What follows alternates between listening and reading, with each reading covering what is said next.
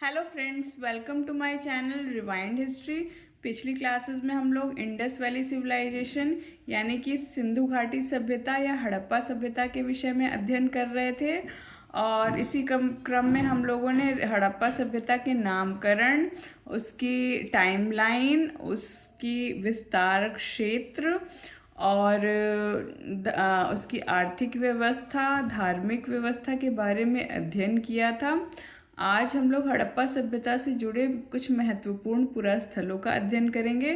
तो चलिए आज की क्लास को शुरू करते हैं। तो पहली हमारी साइट है मोहनजोदड़ो। मोहनजोदड़ो का एक्सकवेशन 1922 में रखालदास बनर्जी या आर.डी. बनर्जी ने किया था।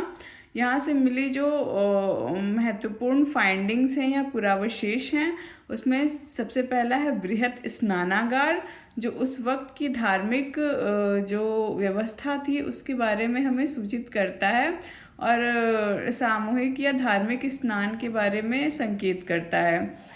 फिर विशाल अन्नागार, जो कि उनकी खेती, उनकी कृषि के बारे में हमें ये बताता है कि उपज अच्छी होती थी और उनका स्टोरेज किया जाता था। सेलखड़ी की दाढ़ी वाले पुरुष की मूर्ति मिली है जो एक चादर ओढ़े हुए है और उस पर तिकुलिया पद्धति से अलंकरण किया गया है, जो कि उनकी फाइन जो आर्ट है या उनकी कला है उसका प्रदर्शन करता है।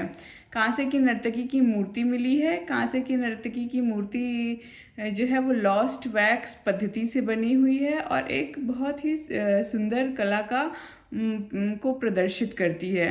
मातृ देवी की मूर्तियाँ अनेकों संख्या में मिली हैं और मोहनजोदड़ो से भी मिली हैं।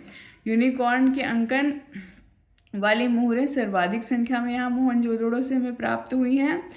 और एक मुहर मिली है जिस पर पशुपति का अंकन है और बीच में पशुपति यानी शिव को दिखाया गया है और उनके साइड में पशुओं का अंकन देखने को मिलता है। इसके अतिरिक्त हमें महाविद्यालय के भी साक्ष्य मोहनजोदड़ो से प्राप्त हुए हैं।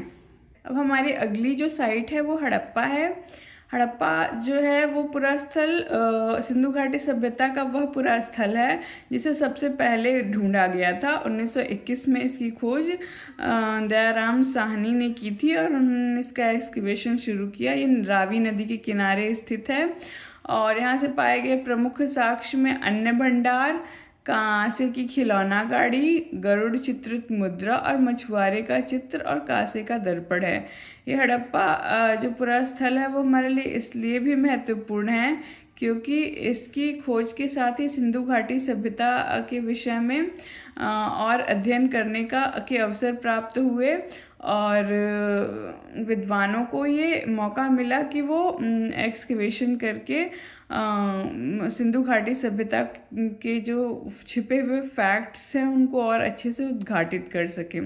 आइए अब नेक्स्ट साइट देखते हैं। लोथल, ये गुजरात में स्थित है और 1955 से 62 के बीच लगभग एस.आर. राव ने यहाँ पर एक्सकवेशन का काम किया था और ये भोगवा नदी के किनारे स्थित है। यहाँ से जो प्राप्त प्रमुख साक्ष्य या पुरावशेष हैं वो सबसे पहला गोदीवाड़ा के जो यानी कि डॉक यार्ड के जो प्रमाण है वो लोथल से हमें मिलते हैं।